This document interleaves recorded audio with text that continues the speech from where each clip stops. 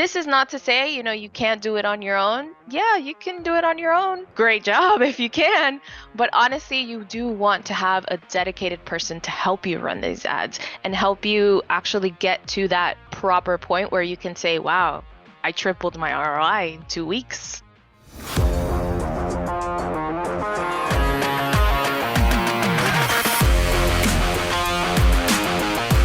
Hello and welcome to another exciting episode of the Google Business Buzz. I'm Ajay, and that's... I'm Henry, and we have a special guest.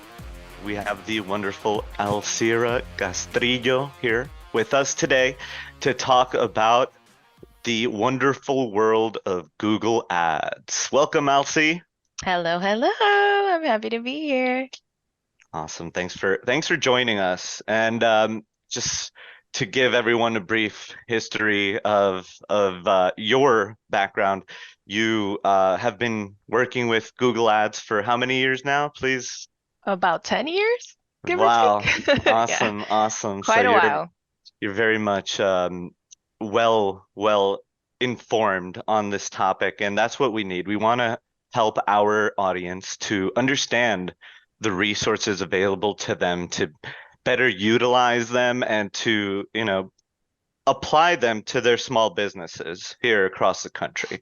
So let's get going. Jay, what are we going to cover today?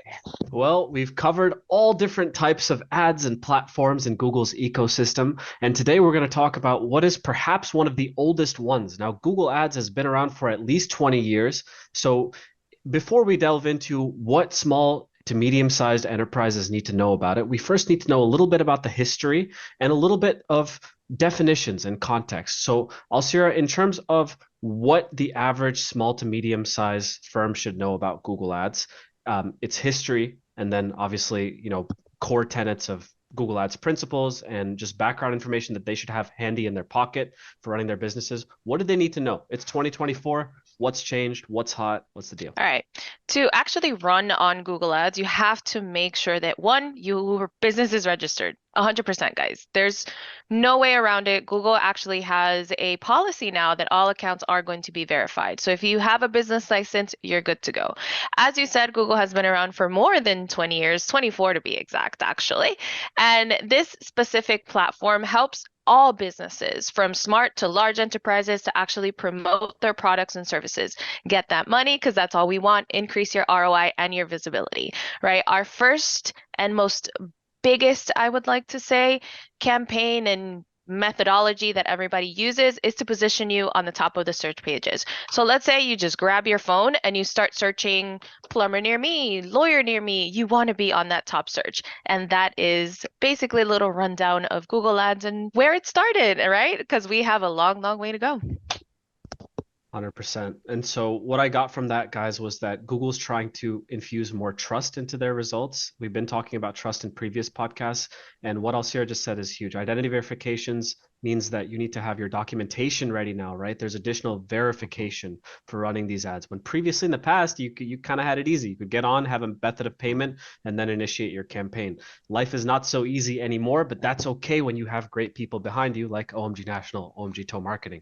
Beyond the identity verifications, what else has changed is obviously the more and more integration of AI being used in different campaign types, but we'll get into that. In terms of being at the top of the page, that's a place we got to stop, because in our last episode, local services ads, another different type of Google ads that we talked about, we said those were at the top of the page, right? And now we're saying Google ads at the top of the page. I think what our viewers and listeners need to know is that both platforms, Google ads and local services ads, can be at the top of the page. It depends on which vertical, which industry we're querying. So there are some industries like fast food joints in which that isn't an option on local services ads. And there are some industries vice versa. So Google Ads is super flexible. You can have more of a breadth of scope of what you can cover. Different campaign types means you can cover shopping, e-commerce, you can cover search. There's so much more you can do with Google Ads from a flexibility and customization aspect that you just can't do from platforms as awesome as they are, like the ones we talked about, local services ads. On local services ads, you're just getting phone calls. You're maybe getting messages. On Google Ads, we've got more conversion actions, more things our clients can chase to target their customers. Do you want to go into some of those customer actions, Alcira, and how we target those? Of course, it all depends on your goals. If your goal is to increase your sales for your e-com shop that you just opened, right? You want to make sure that you position yourself on the SERPs where you're going to make that money. You really don't have to actually position yourself on all of Google's networks. You have to find what is fit for your business.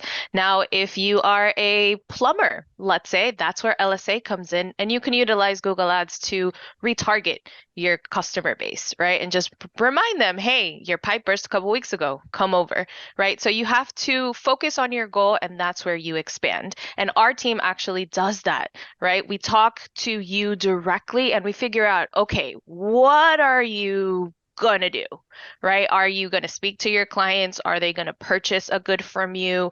Are you gonna assist them at their house? What is going on? And that is how we tailor our strategies, right? It all depends on the end game, on your goal. It's a great point. It's all about the client goal, right? So when we do encounter a new business and their goal is to capture as much client customer action as they can, what would the first line of action, the first resource in your professional opinion be? The first resource, and it might sound a little weird, is knowing your audience.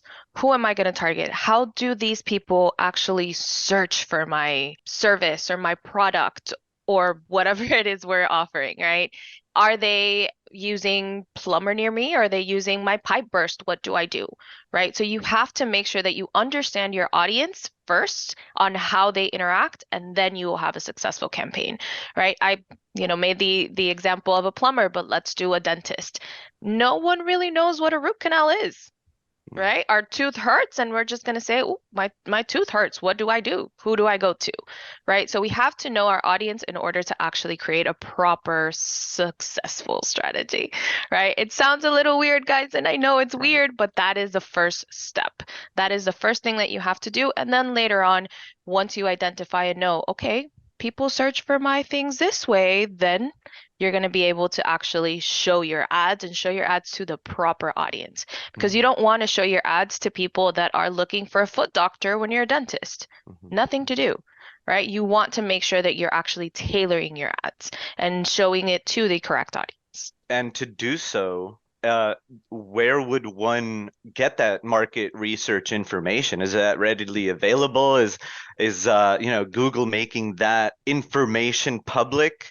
And if so, like how does the regular business owner interpret that data? I'm sure there's so much to just go through. To me, it seems overwhelming, and I work in marketing.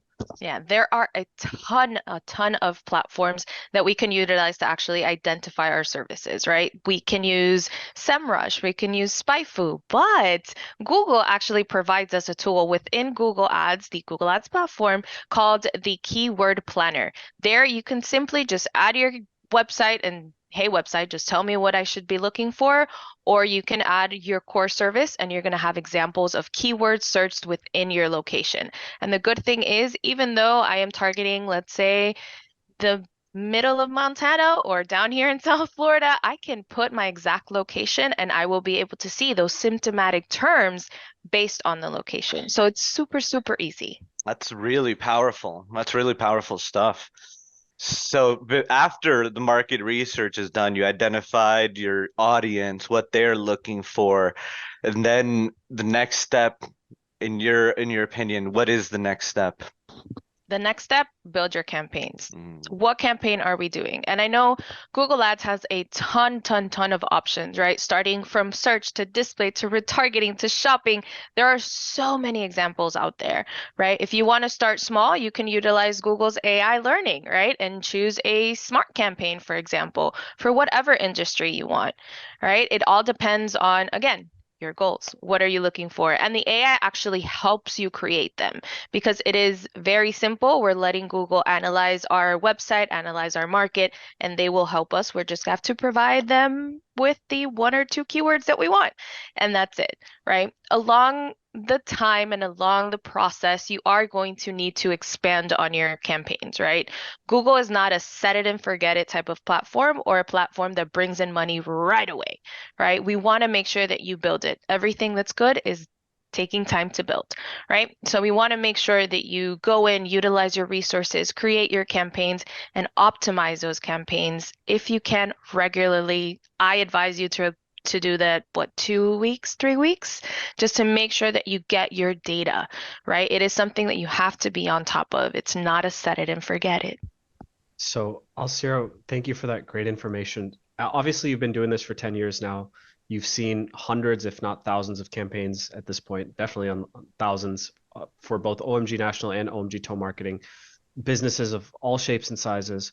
What are the deal killers? What are the showstoppers that you see come in when clients want to run Google ads and we sit down with them and across from them and say, hey, let's get started. And Alcira then finds, oh, this is a problem, that is a problem, that is a problem. Let's get ahead of those and bring out what some of those showstoppers are to folks who may find this interesting and may want to get started. The first showstopper I would say is not having a proper budget, right? Google Ads is a pay per click platform, right?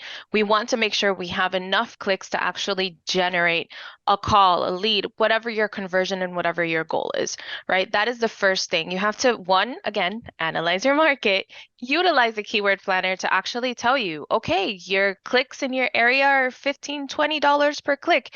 You automatically should know, okay, this is not going to be a cheap thing. Let's invest, right? So we want to make sure that that is the first thing. Another thing is not having clear goals or clear expectations.